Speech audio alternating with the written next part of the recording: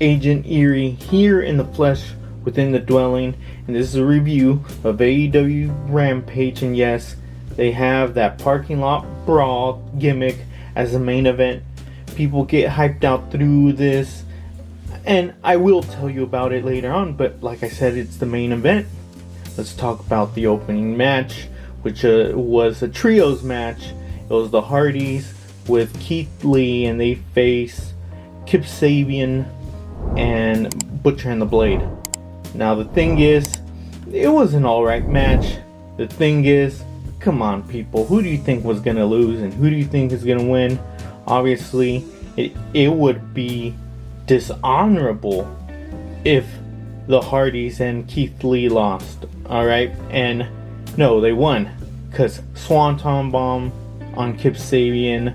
He had to take it and he had to do the job. Tapped out. But like I said, watch the match. I consider it very enjoyable, and I think you would too. Next, we had Anna Jay versus Sky Blue. Anna Jay, let me tell you this, and they've had a match before, and I think it was a couple weeks ago on Rampage 2. The thing is that Anna Jay, she also has Angelo Parker and Matt Menard, and what do you think is going to happen? They're the game changer. Angelo Parker, see, he's, he can't help himself. He wants a kiss from Sky Blue, and Sky Blue, it looks like she was going to be receptive, and Matt Menard, he's distracting the ref. The thing is, Sky Blue said, no, I don't want none of that. And just, how can I put this? Spanks him in the face. Okay, that was not a slap. He got spanked in the face. He falls down. The thing is, Anna Jay, she creeps up behind her, slips in the Queen Slayer, and I'm sorry, Sky Blue, you gotta tap out. It was an alright match. What I also didn't understand was Sky Blue was also doing a lot of taunts. I see that as more of a heelish behavior when you copy your opponent's taunts. And now I know this is AEW. Stuff is not set in stone, but to me it was pretty ridiculous that in the beginning of the match you would expect Anna Jay to be copying Sky Blue's taunts. Alright, but hey, if you have anything to talk about, go into the comment section if you want to comment whether I'm right or wrong. And around this time, they start talking about Kris Statlander and how she's basically proving why she dethroned Jade Cargill. She has Rene Pacquette, and she's squatting her and also doing the interview. Rene is just on her like a fireman's carry, right? Kris is holding her, of course, and she has the mic right next to Chris's mouth, and you would expect that Kris would probably slow down or she'd be gassed out, but no, she was doing pretty good. This, to me, cements the idea that Kris does deserve the belt. And seeing this, I think she deserves it more, because to tell you the truth, I didn't understand why. I was like, oh, is it because she's from planet Statlander and she's also buddies with best friends? Another thing, wouldn't you think Jon Moxley would be mad because technically Statlander is with best friends and she's just picking Rene Pacquette like she's a nobody, like a leaf? There's also some other segments. There's a segment with QTV later on in the night. I just want to get these out of the way. There's one with Brian Cage and Wild Bill, or Big Bill, or Big Bill, however you want to say, and Prince Nana. They do a great promo. I like Brian Cage's energy. He's almost like Scott Steiner. And Brian Cage, he has given promos before, but it just, the way he delivers it, I mean, you might as well have Scott Steiner in there.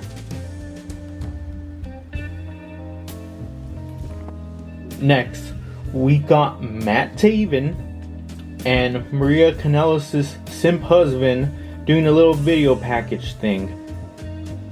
See, I only knew of the Kingdom as of lately. I didn't know that the Kingdom existed way in the past. I'm sorry, ROH fans. And I didn't know Adam Cole was also in the Kingdom. And to tell you the truth, that explains why Matt Taven and Matt Kanellis went up to Roderick Strong when he was feeling vulnerable and said, hey, I guess Adam Cole doesn't treat his friends that great on Dynamite. As we all remember, Adam Cole, MJF, they get on the turnbuckle, they start celebrating because the fans they're giving a great ovation, and I can't blame them for receiving that. They're deserving of that. The thing is, Roderick Strong, he's just crying in the corner, cowering, and Matt Taven, you know, he probably wants to recruit Roderick Strong. Oh well, we'll see what comes out of this situation. AR Fox and Swerve Strickland, they go ahead and they fight these new guys. I mean, I guess I could learn their names, but I mean, I might put in the description, but that's the only way you guys are going to find out their names, because to me, they're Javas, and they have to lose. And Swerve and AR Fox to demonstrate why they are deadly together. Very effective. AR Fox is a very athletic individual, as is Swerve Strickland, and they make a brutal duo. And AR Fox, as Jericho noticed, even though he was being really selfish, he could have went over there and said, hey, you know what? Use some bleach to clean your tank top. It seems pretty dirty. I have a gallon of it right here sitting in the announcement table. When I quench my thirst, you know, I take a sip.